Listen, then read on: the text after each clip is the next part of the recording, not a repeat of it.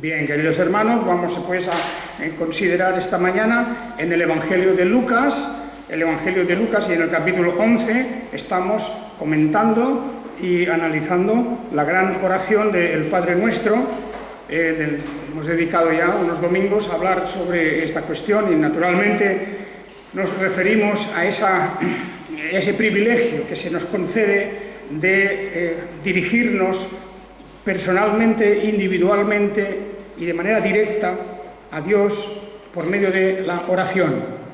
Pues la oración es una cuestión que en la Biblia se presenta principalmente, no exclusivamente, pero principalmente como una actividad individual, personal.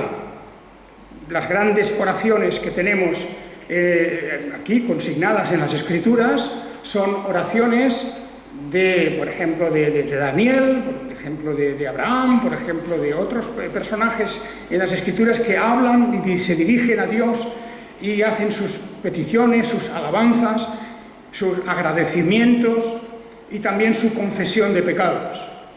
Y esto es algo que hemos de tener en cuenta, que la oración es, ante todo, una actividad personal, individual, para la que con frecuencia debemos de dedicar un tiempo y que eso lo hagamos en la intimidad y dentro de nuestras posibilidades a lo largo del día o de las semanas.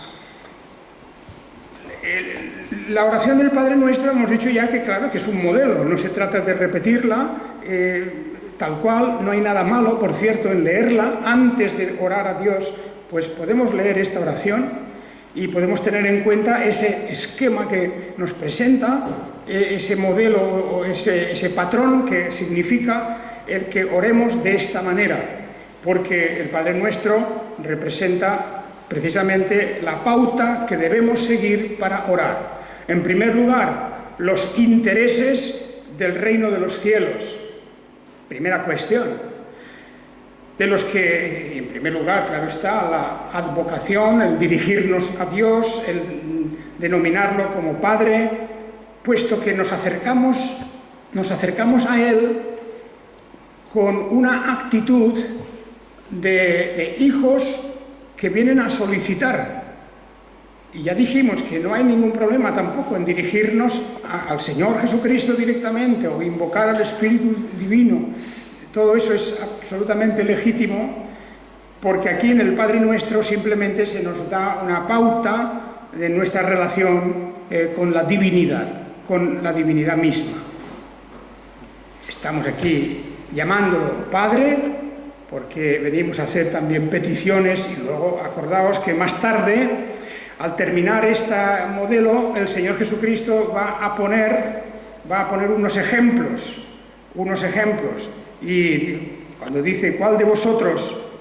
En el capítulo 11, versículo 11, dice, ¿y a cuál de vosotros, como padre, si su hijo le pide un pescado, le dará en lugar de un pescado una serpiente? Y si le pide un huevo, le dará un escorpión. Pues si vosotros, siendo malos, sabéis dar buenas dádivas a vuestros hijos, cuánto más el Padre Celestial dará el Espíritu Santo a los que se lo pidan. Esta es una afirmación, ¿verdad? Y una comparación, es un símil en donde vemos que el Padre es para nosotros la figura representativa de la divinidad. Digo representativa. Cuando pensamos en Dios, normalmente pensamos en el Padre, porque esa es la figura en la que encontramos la consolación de que Dios es nuestro protector, nuestro guía, nuestro educador, tal como un padre debe hacer con sus hijos. He aquí pues que tenemos en esta oración unas peticiones que ya hemos estado analizando en días anteriores. Venga tu reino, por ejemplo, el santificado sea tu nombre, cosas pues que se refieren en primer lugar a aquello que dice el Señor: buscad primeramente el reino de Dios y su justicia, todo lo demás os será añadido.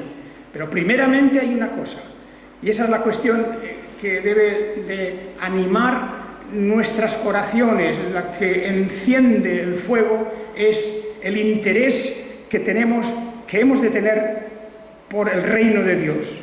Buscad primeramente el reino de Dios. Por eso dice la oración, cuando le piden, enséñanos a orar, Señor. Pues bien, Padre nuestro, santificado sea tu nombre, venga tu reino. Lo que comentábamos ya el otro día, porque nuestra esperanza definitiva es el reino de Dios, del cual somos ciudadanos, por cierto. Nuestra ciudadanía está en el reino de los cielos. Prácticamente no tenemos nada que ver con nada de esta tierra de manera permanente. Todo lo que hay aquí es una cosa transitoria, bastante vana, por cierto, y bueno, pues vamos cumpliendo lo que exige, diríamos, el darle al César lo que es del César. Pero nuestra verdadera ciudadanía es el reino de Dios. Es la ciudadanía de los que somos parte del reino de Dios. Y un cristiano, y por eso sufrieron los cristianos tanto en la antigüedad y aún hoy, porque no se consideraban realmente de una manera definitiva ciudadanos de ningún país, de ninguna tierra, ningún lugar o nación. No, ellos eran ciudadanos del reino de los cielos. Y cuando los gobernantes percibieron, se dieron cuenta de que efectivamente aquellos cristianos no eran de los fanáticos del emperador, por ejemplo, del emperador romano, o en otros tiempos no eran fanáticos de las monarquías, de los reyes absolutos que hubieron en Europa pues, al principio de la Edad Moderna, pues entonces comenzaron las persecuciones. No porque hicieran algo malo. Los cristianos en esos tiempos siempre se comportaron como súbditos, lo que eran, obedecían las leyes, pero por encima del rey, por encima del emperador, tenían ellos otra lealtad. La primera lealtad es al Rey de Reyes, al Señor de Señores y al reino de los cielos. Y eso molestaba enormemente a todos los regímenes absolutistas, totalitarios, a todos los opresores, a todos aquellos que querían dominar y controlar la mente y las acciones de aquel grupo de gentes cristianas. Empezó en Roma, al principio, cuando los emperadores vieron que no se les daba culto, que no se arrodillaban ante ellos, que no los reconocían como verdaderas divinidades, entonces empezaron esas terribles persecuciones. Bien, esto insisto en ello porque si nosotros tomamos las cosas al revés y el reino de Dios es segundo o la ciudadanía celestial es en segundo lugar, nuestras oraciones ya nacen muertas, no hay nada que hacer, no podemos pedir nada, no podemos, y ni siquiera la alabanza a Dios llega en su debida forma, porque primero es el reino de los cielos, primero es el Rey de Reyes. Y veíamos el otro día las siguientes peticiones, hablábamos pues del pan nuestro de cada día también, y hoy vamos al versículo 4, Lucas 11:4. Perdónanos nuestros pecados, porque también nosotros perdonamos a todo el que nos debe, y no nos metas en prueba. Este es el contenido del versículo 4. En realidad hay dos cosas, dos peticiones distintas. Una es el perdón de nuestros pecados y la otra es el de que Dios no nos meta en pruebas. Vamos a comentar estas cosas en su orden. Lo primero, perdónanos nuestros pecados. Ciertamente, el ser cristiano no significa que uno está exento de poder quebrantar la ley de Dios. Hay demasiada petulancia y demasiada presunción en muchos cristianos que no quieren reconocer la realidad de que todavía son pecadores, que todavía somos pecadores. Somos pecadores a quienes Dios ha perdonado en Cristo Jesús. Somos pecadores a quienes el Espíritu de Dios está guiando y sosteniendo en esta lucha continuada que llevamos a lo largo de la vida contra el pecado, contra la transgresión de la ley de Dios, contra el máximo mandamiento de la ley de Dios, los dos máximos mandamientos, el amor a Dios y el amor al prójimo. El pecado es transgresión de la ley.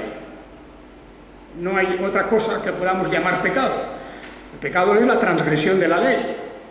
De alguna manera, claro, considerando la ley en todas sus ramificaciones, en todas sus consecuencias, pero siempre el pecado tiene que estar en relación con la ley de Dios. No hay otra cosa fuera que pueda constituirse en pecado. Pero aquí dice, perdónanos nuestros pecados. Quiere decir que nosotros pedimos perdón por nuestros pecados porque también transgredimos la ley de Dios. Seguimos transgrediendo la ley de Dios. ¿Os dais cuenta de esto? ¿Os fijáis en el hecho de que seguimos siendo transgresores de la ley de Dios y necesitamos pedir perdón a Dios? Tanto por los pecados que están en nuestra conciencia como los que no han llegado a penetrar en nuestra conciencia, porque hay pecados que se cometen por ignorancia. ¿Os acordáis? En la Biblia, en la ley de Dios, en la ley de Moisés, habían unas ofrendas especiales por los pecados de ignorancia. Es decir, que por no saber que una cosa es pecado, por no conocer la ley de Dios debidamente, en aquella ley de Moisés podía ocurrir que una persona cometiera ese pecado. Imaginemos, por ejemplo, que una persona no sabía que si tocaba un cuerpo muerto, un cadáver, lo mismo de animal que de persona, tenía que hacer una ceremonia de purificación, unos lavamientos. Mucha gente es posible que no lo supiera eso, o al principio tal vez no lo supiera, o determinados aspectos sobre la manera de guardar el día de reposo, o determinadas cuestiones acerca de otras leyes, leyes de purificación también. Era complicada la ley de Moisés, eran muchos mandamientos, y alguno por ignorancia podía que transgrediera. Y entonces había una ofrenda especial que se tenía que dar periódicamente, por si acaso alguien había transgredido por ignorancia la ley de Moisés, la ley de Dios.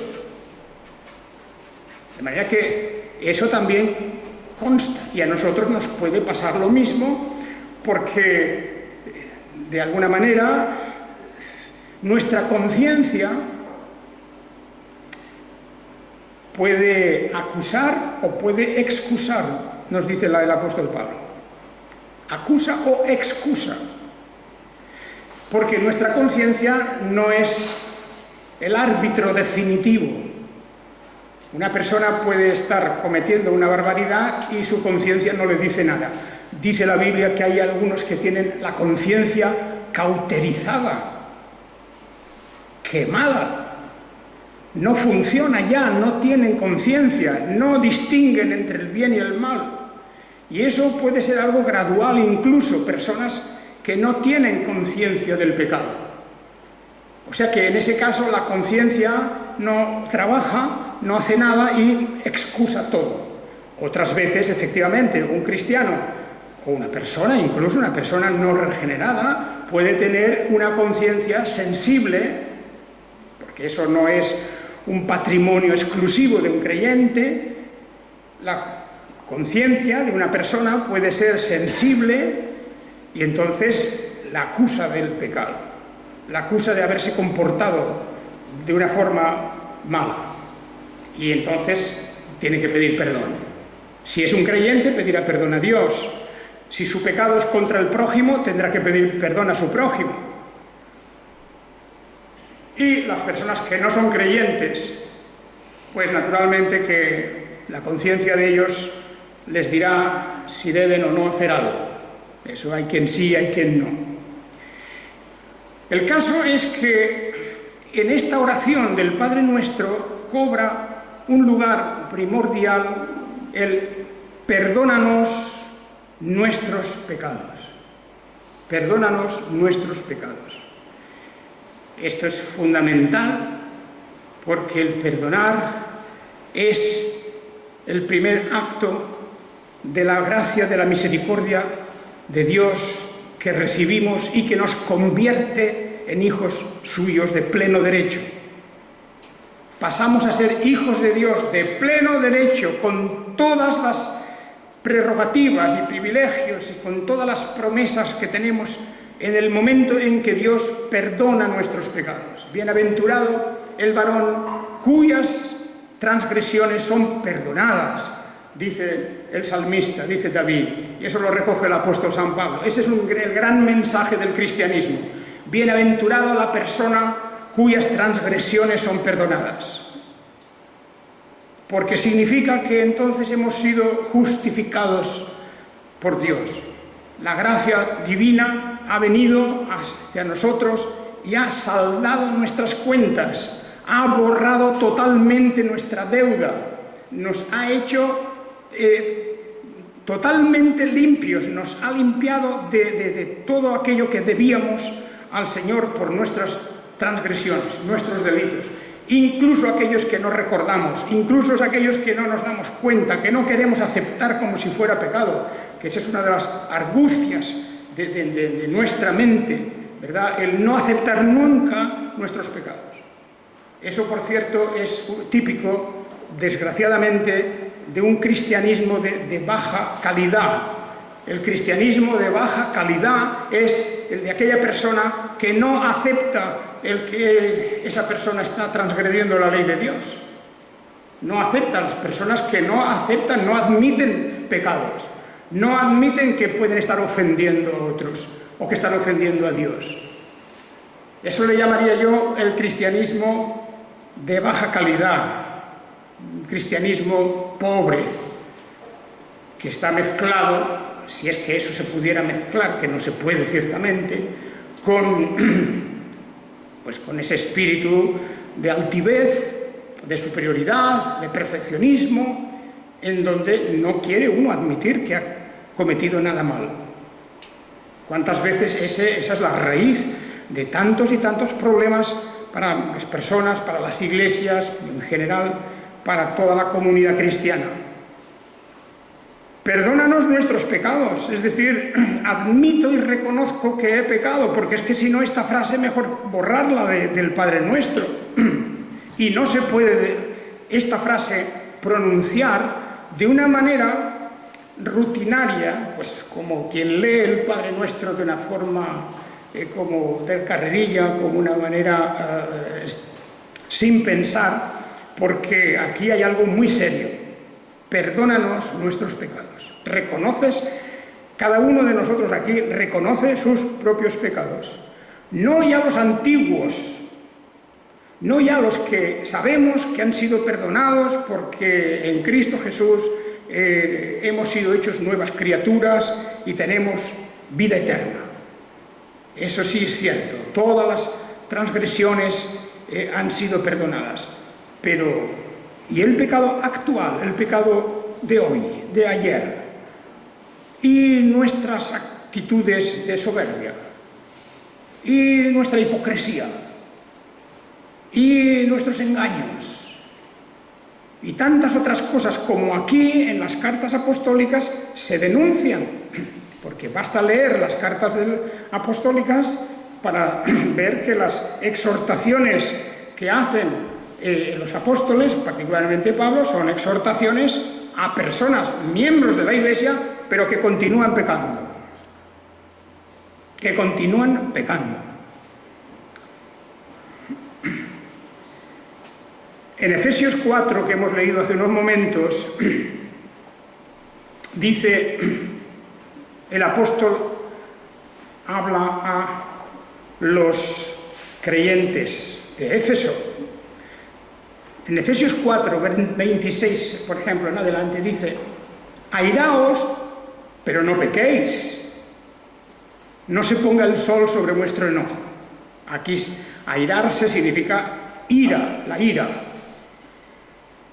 el enfado contra alguien, que puede explotar por fuera con rabias y con malas palabras, o simplemente llevarlo por dentro. Es igual. Es como el fuego, ¿verdad?, que puede estar quemando un bosque o puede ir subterráneo quemando la turba debajo del suelo. Y no se ve. Es el fuego que no se ve y que va avanzando y quemando por el subterráneo hasta que todo se colapsa. Así que airaos, pero no pequéis. Y no se ponga el sol sobre vuestro enojo. Una frase preciosa. Que no termine el día manteniendo vuestra ira contra alguien, vuestro desprecio contra alguien, vuestras sospechas infundadas contra alguien, vuestra forma y actitud de mirar a una persona con desprecio. No pequéis y no se ponga el sol sobre vuestro enojo. Porque cuando se mantiene el odio, el desprecio, la ira, lo que sea, la sospecha, los malos pensamientos contra alguien un día y otro día y otro día, ahí la culpa ya no es del otro, es del que mantiene, un día una puesta de sol y otra puesta de sol y otra, esa ira contra su prójimo, en lugar de amar al Señor y amar al prójimo. Por eso dicen, no deis lugar al diablo, que es quien va a manipular vuestra mente para agrandar las faltas de los demás y disminuir vuestras propias faltas. Y entonces habla de cosas concretas, que se lo está diciendo a cristianos. El que hurtaba no hurte más. Vamos a decir que aquí, en la próxima edición, vamos a poner el que robaba. El que robaba que no robe más. Sí, porque claro, tenemos aquí la tradición de decir hurtar porque es más suave. Y no se habla de lo que hoy día entendemos hurtar. Ya os he dicho que eso lo hemos mantenido, lo hemos cambiado ya en el Antiguo Testamento y aún en el Nuevo se pone esa palabra demasiado suave. No, el que robaba que no robe más. Porque naturalmente hurtar, ya he dicho muchas veces, que es una forma muy suave de apropiarse de lo ajeno, simplemente pues llegar a una tienda y coger algo y meterse en el bolsillo, por ejemplo, eso es hurtar. Pero no es esto solo, es robar, es estafar, es apropiación indebida, es todos los delitos que puedan haber en cualquier código penal hoy, un atentado contra la propiedad de otra persona de la manera que sea, con violencia, sin violencia, con nocturnidad, sin nocturnidad, es igual lo que sea, apropiarse de lo de los demás. Por eso dice, el que robaba no robe más, sino que trabaje, haciendo con las propias manos lo bueno para que tenga que compartir con el que tiene necesidad. Ese apóstol nos da aquí una buena teoría de lo que es el trabajo cristiano. Tenemos que trabajar haciendo con nuestras manos lo bueno, lo que es lícito, para tener que compartir también, cierto, para cubrir nuestras necesidades, cubrirlas de nuestra familia, pero también compartir.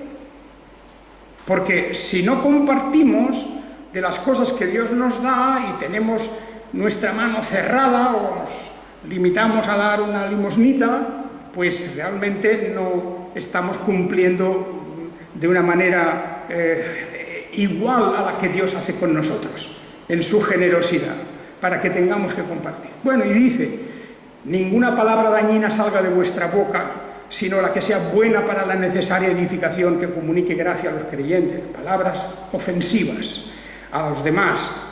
No entristezcáis al Espíritu Santo de Dios, con el cual fuisteis sellados para el día de la redención. Y fijaos ahora, está hablándoles a cristianos, a gente que antes, a personas que antes los ha alabado, ha dicho, no sé qué Señor nos ha escogido antes de la fundación del mundo, que nos ha predestinado, que somos para la alabanza de su gloria. Todo esto es verdad, pero también es verdad esto: sea quitada de vosotros toda amargura y enojo, ira, grito airado y maledicencia, junto con toda maldad. Versículo 31.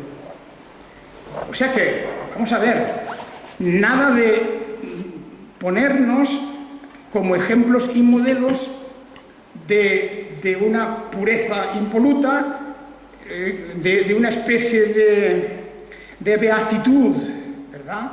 Y por eso a mí me produce un cierto malestar muy profundo de esas personas evangélicas que hablan con esa voz de beatos, suavecita, luego por detrás hacen lo que quieren, pues uno no se entera, pero esos que parecen ángeles, de tan suaves, de tan amables, de tan dulcísimos que son, y bueno, un poco pues como lo que estamos acostumbrados a eso que llamamos los curas de la Iglesia Católica, ¿no? Pues igual, también hay en el mundo evangélico eso. No puede haber una apariencia y luego detrás otra cosa, porque eso a Dios no se le engaña con todo eso.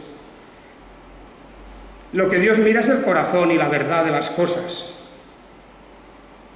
Y Dios pasa por encima de toda apariencia y de toda actitud beatífica, porque lo que Dios mira son las obras, el corazón, las intenciones, todo eso.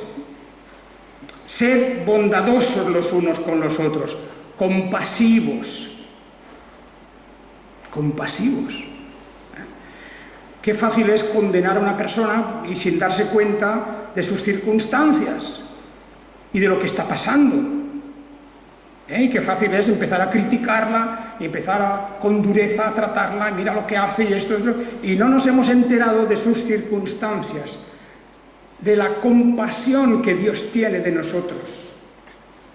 Porque Dios, que no mira a Él exactamente nuestras obligaciones y nuestros deberes solamente, Él sabe qué deberes tenemos, qué obligaciones, qué es lo que deberíamos hacer, pero Él sabe que somos polvo.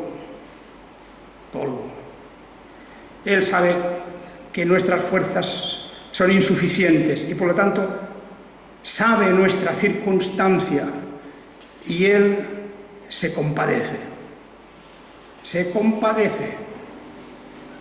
Tiene esa actitud hacia el que es débil porque así es su naturaleza. Es compasivo. Y dice, vosotros también tenéis que ser compasivos. Que no quiere decir que toleremos el pecado, ni que hagamos, en fin, una vista, miremos para otro lado, ¿no? Porque una de las manifestaciones del amor es hablar claramente al hermano, a la hermana, sin juzgarlo. Sin juzgarlo. Porque con la medida con que juzguemos a otros, seremos también nosotros juzgados. No, esto no se nos olvide. Y por eso dice, que seamos bondadosos los unos con los otros, compasivos y perdonándoos. Y ahora, y aquí viene lo del Padre Nuestro. Perdónanos nuestros pecados. Y el apóstol nos lo recuerda. Perdonándoos los unos a los otros, como también Dios os perdonó en el Mesías, en Cristo, en el Cristo, en el ungido de Dios. Pero fijaos la frase, porque es la frase paralela al Padre Nuestro. Perdónanos nuestros pecados.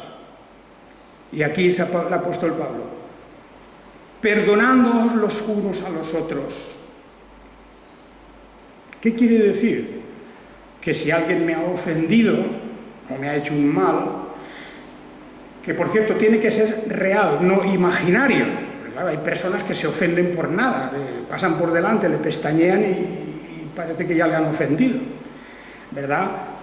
Mucho cuidado también con eso, porque la persona que se ofende rápidamente, en el fondo, bueno, tiene un problema enorme esa persona. Las personas, y eso es una característica de la inmadurez espiritual, de esa persona que parece que todo el mundo la está ofendiendo y va por la vida, pues eso, como ofendida de todos o de casi todos.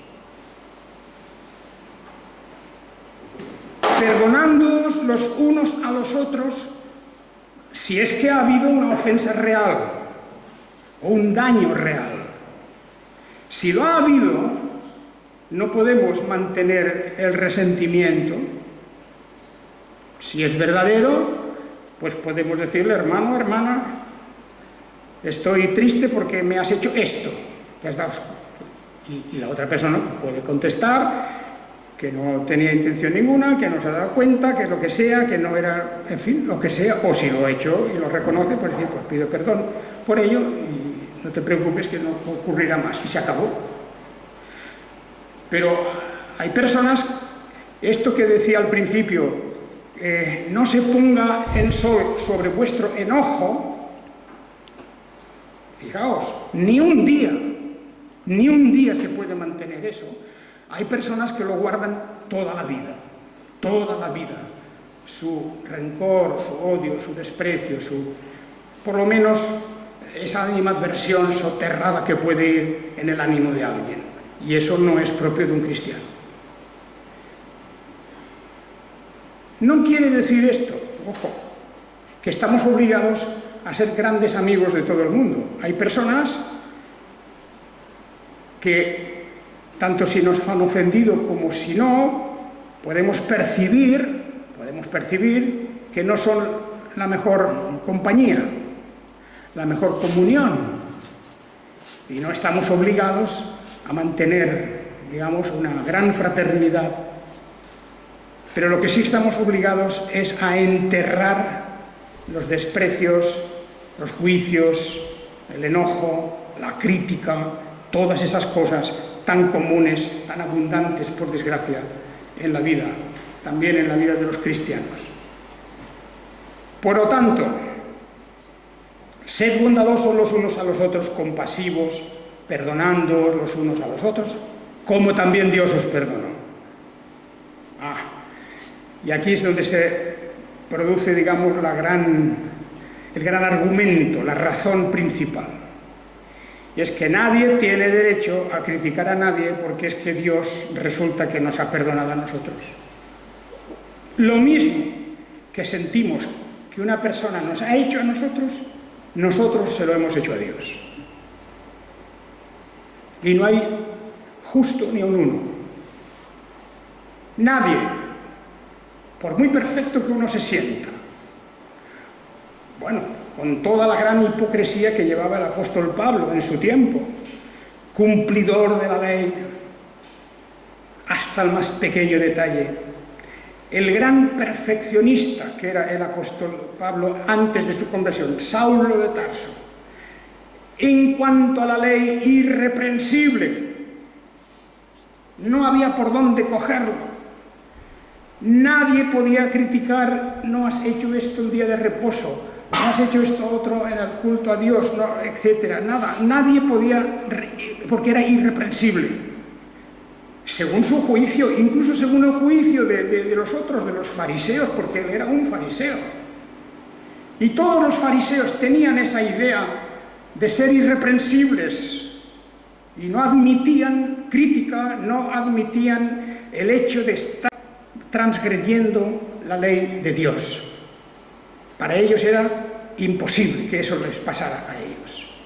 Bueno, ya sabemos el apóstol, cuando se le abrieron los ojos por la gracia de Dios, fueron abiertos sus ojos y entonces comprendió la verdad de la ley de Dios. La verdad de la ley de Dios. Primero, que quien transgrede un solo punto de la ley se hace culpable de todos. Así de estricta es esa ley. Y si alguien quiere justificar su vida por medio de la ley, pues que sepa que ese es el patrón que se le va a aplicar. Esa es la medida que se le aplicará.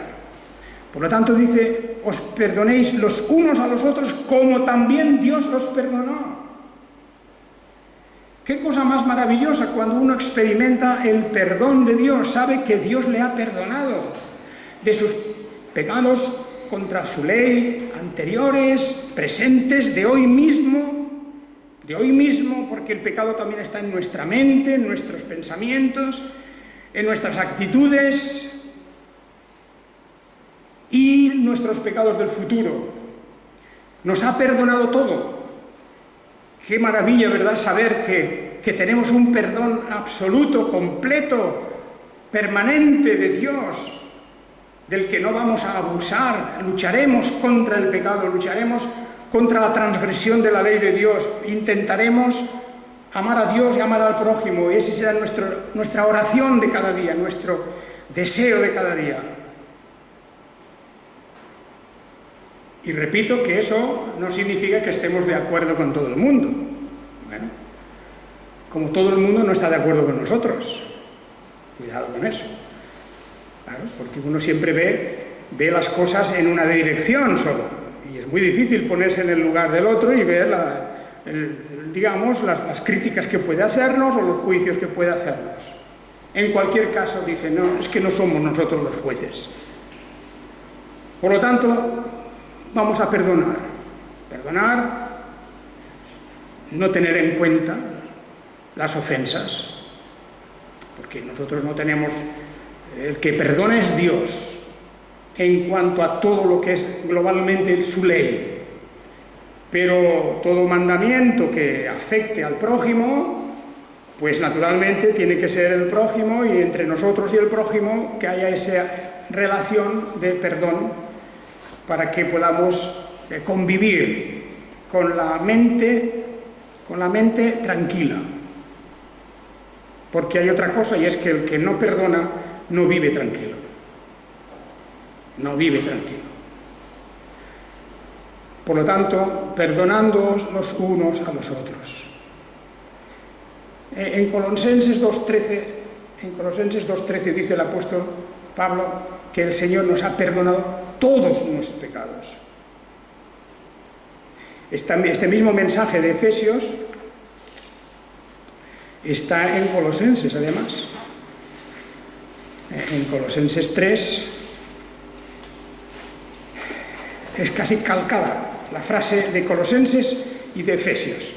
Soportándoos los unos a los otros y perdonándoos los unos a los otros, si alguno tiene queja contra otro. Como el Señor en verdad os perdonó, así también vosotros. Bueno, por tanto, aquí ahí tenemos una lección, además yo creo que es una lección importantísima, porque en el marco de las iglesias, en el ámbito de las iglesias, y ya lo vemos en el siglo I, ¿verdad?, porque el apóstol está diciendo esto por alguna razón. Claro, está diciendo soportaos los unos a los otros, pues ¿por qué? Porque hay gente en las iglesias que no se soportan, no se sabe por qué. A veces, mira, son antipatías que crecen, este no me ha dicho esto, este no me ha saludado, este, yo qué sé. Empieza por una niñería, por personas con poco fuste espiritual, y empiezan que no se soportan. No le ha hecho nada, pero es igual, ahí está. Se agrandan enormemente las faltas de otros y cosas así, pero dice el apóstol aquí, soportándoos los unos a otros y perdonándoos los unos a los otros. Pero es que como el Señor nos perdonó, ya está. No nos ha pedido que hagamos trabajos forzados primero, no nos ha pedido que tengamos pues una cantidad de obras para merecer ese perdón. No. Es un acto de gracia, es un acto libre, gratuito. El Señor perdona nuestros pecados porque tiene un corazón misericordioso. Bien, con esto, hermanos, hoy vamos a dejar este tema, pero creo que es fundamental porque de ahí nacen tantas cosas malas para el pueblo de Dios, y no digamos ya en el resto del mundo, donde no hay perdón, donde no hay misericordia. Hay egoísmo, hay odios, hay envidias, hay todas esas cosas que en el mundo son naturales y en la iglesia no son naturales. Y por eso debemos pedir perdón. Dejad todas estas cosas vosotros, dice a los mismos colosenses, Desechad también vosotros todas estas cosas: ira, enojo, malicia. La malicia es terrible porque es pensar mal del prójimo, aunque no hayan bases para eso. Es igual, se piensa mal, que lo que hace era con mala intención. Malicia, esa es la malicia. Terrible pecado el de la malicia, porque es un juicio condenatorio sobre otro sin base, más que la base que le ponemos nosotros, que es arbitraria. Maledicencia, lenguaje obsceno de vuestra boca. No mintáis los unos a los otros. Bueno, todo esto está dicho a cristianos. Por eso en la oración del Padre Nuestro se nos dice: perdónanos nuestros pecados. Pero no hemos hablado de la siguiente frase, y esa la tenemos que reservar para el próximo día, porque la siguiente frase es que nos perdone nuestros pecados, porque también nosotros perdonamos a todo el que nos debe. Y tenemos que comentar esa frase, es importante, porque también nosotros perdonamos. Fijaos, y tal como está escrito tiene su significado, porque también nosotros, porque claro, quien no perdona es quien no está viviendo en el perdón, no vive en el perdón de Dios. Quien no perdona no conoce el perdón, es que no ha sido antes perdonado. Y por eso no puede perdonar nada, lo retiene todo en su mente. Las ofensas de hace 30 años, 50 años, si pudiera de 100 años, lo mantiene ahí y le torna y vuelve otra vez. La ofensa pequeñita aquella que, a su juicio muy grande, que alguien le hizo. Y por eso quien no perdona es que no conoce el perdón y todavía está viviendo en sus delitos y pecados. Está todavía fuera de la gracia. De esto hablaremos el próximo domingo. Haga el Señor que esta palabra quede grabada en nuestro corazón. El Señor os bendiga. Amén.